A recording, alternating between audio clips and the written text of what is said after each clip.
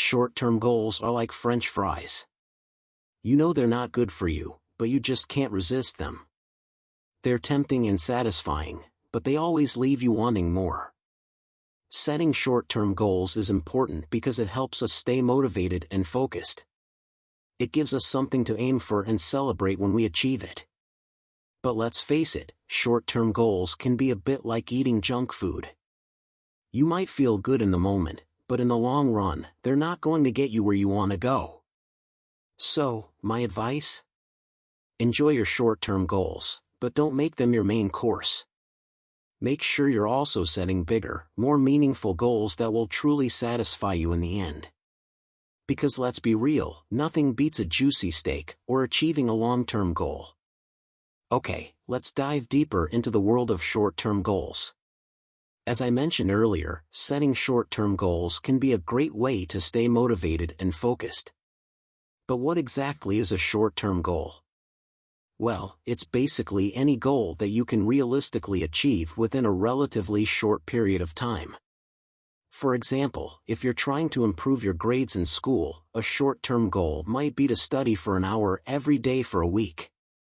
Or if you're trying to get in shape, a short-term goal might be to go for a 30-minute walk every day for a month. The great thing about short-term goals is that they're achievable. They give you something tangible to work towards, which can be really motivating. And when you reach that goal, it feels awesome. It's like getting a gold star in class or a high five from your coach. But here's the thing, short-term goals can also be tricky.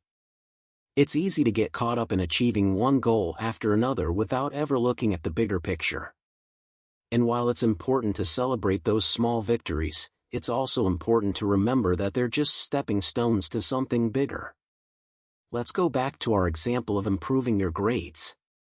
If you're only focused on short-term goals like studying for an hour a day, you might improve your grades a little bit, but you won't make any real progress towards your ultimate goal of getting into a good college or landing your dream job.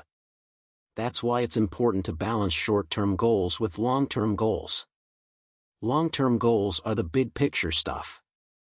They're the things you really want to achieve in life, like graduating from college, starting your own business, or traveling the world. Short-term goals help you get there, but they're not the end game. Think of them as checkpoints along the way. You need to hit those checkpoints to get to the finish line, but they're not the ultimate goal. So how do you balance short-term and long-term goals? It's all about finding a happy medium.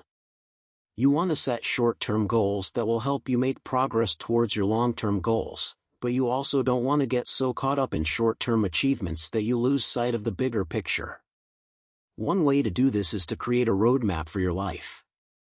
Sit down and think about where you want to be in 5 years, 10 years, and even 20 years.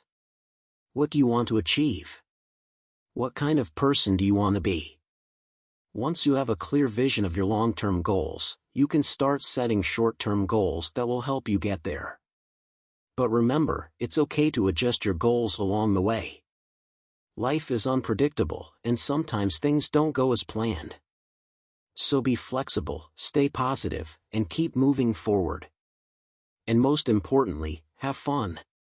Achieving your goals should be a joyful experience, so enjoy the journey. Can you answer these questions?